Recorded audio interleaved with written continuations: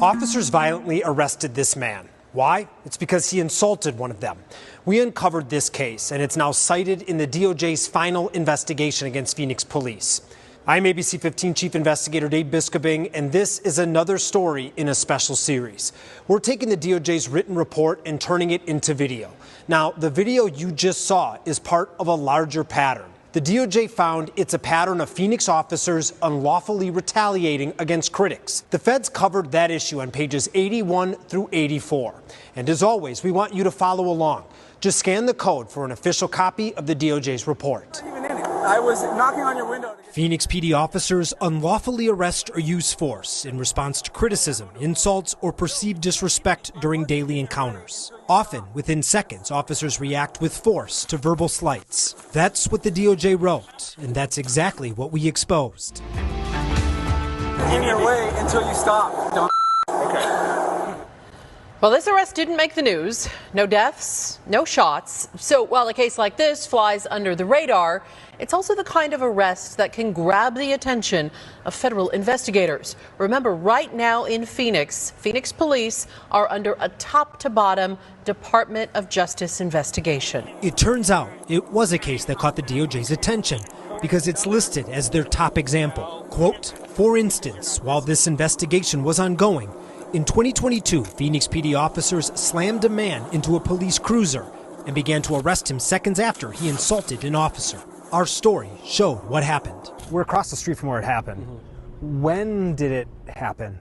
So it happened August 2nd of 2022. This is Kenny Ronald McDonald, and we're across the street from PLEA, the Phoenix Law Enforcement Association, the police union. It's not the wisest place to do what Kenny did. While an officer was parked in the PLEA parking lot, he rode by and insulted the officer. Now, the audio doesn't begin until this point. Have a good day.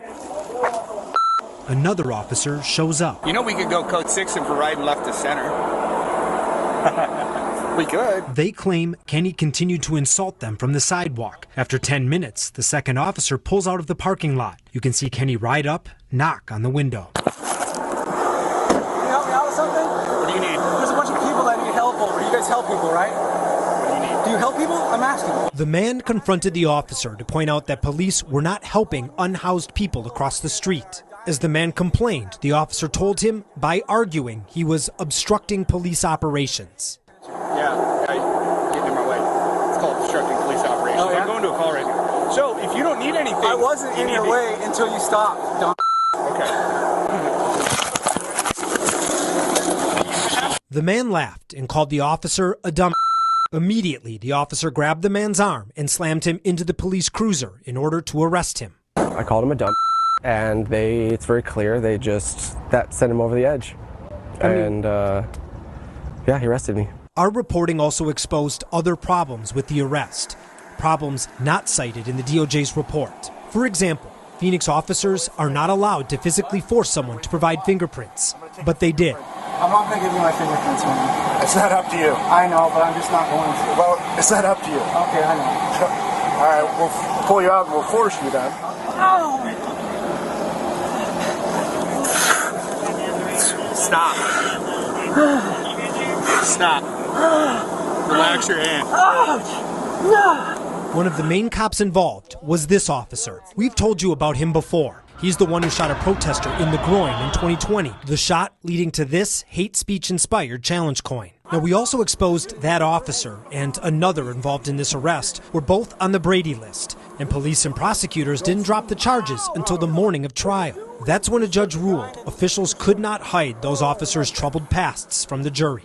The fact that the officer was on the Brady list is relevant, and the court will deny the request that precluded from testimony in this matter. But Turiano wasn't the only officer on scene with a history. Remember the first officer, Brian Alvarado? Well, on the morning of trial, prosecutors claimed they just got a new internal investigation showing Alvarado submitted timesheets requesting to be paid for more hours than he worked. And we've got this report from Alvarado today. The state no longer believes we have a reasonable likelihood of conviction, so it's in the interest of justice to dismiss it. Somebody help me! Here's the last thing the DOJ wrote about this arrest. When we spoke to the man, he told us he had multiple cuts and bruises from the encounter and continues to experience nerve damage from his injuries over a year later. He explained that he sometimes changes his route to avoid passing a police station. "I'm moving around the city much differently," he said. You're bringing this on yourself. Oh, yeah. I'm proud of your bravery for surviving. The bottom line here, the DOJ says Phoenix officers don't understand free speech, and they don't understand that you can't hurt someone or arrest someone just because they get called a bad name. And the internal investigation into the incident you just saw highlights that further. Records show 2 officers were given a written warning for forcibly taking fingerprints, but there was no investigation into whether the arrest was retaliatory. You can catch up on our series at abc15.com/DOJ.